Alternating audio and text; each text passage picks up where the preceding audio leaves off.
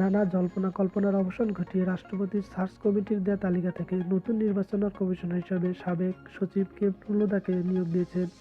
সোমবার রাতে তার নিয়োগ সংক্রান্ত প্রজ্ঞাপন জারি করা হয়েছে। এছাড়াও নবগঠিত ইসির কমিশনার হিসেবে সাবেক সচিব রফিকুল ইসলাম, সাবেক অতিরিক্ত সচিব মাহবুবুর তালুকদার, অবসরপ্রাপ্ত জেলা ও দায়রা জজ কবিতা খাতুন এবং ব্রিগেডিয়ার জেনারেল অবসরপ্রাপ্ত শাহাদত হোসেন চৌধুরী নিয়োগ পেয়েছেন। নবগঠিত ইসির আগামী সংসদ নির্বাচন হবে।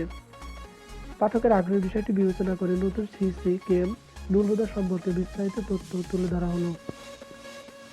বিসিএস 1973 সালের একজন সদস্য হিসাবে চাকরিতে যোগদান করেন এম নুরুল হুদা।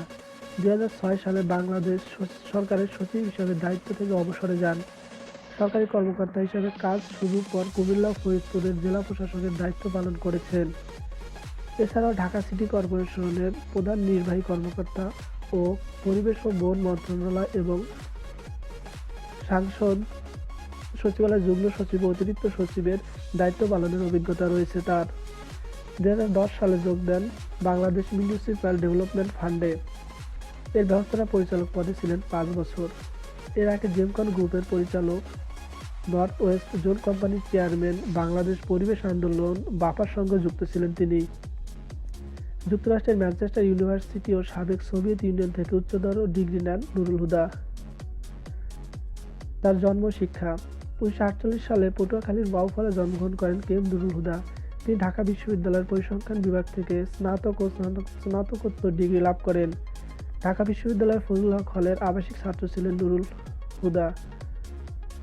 এছাড়া 1972-73 সালে ছাত্র সংসদে সাংস্কৃতিক সম্পাদক ছিলেন নুরুল হুদা। মেজর জলিলের নেতৃত্বে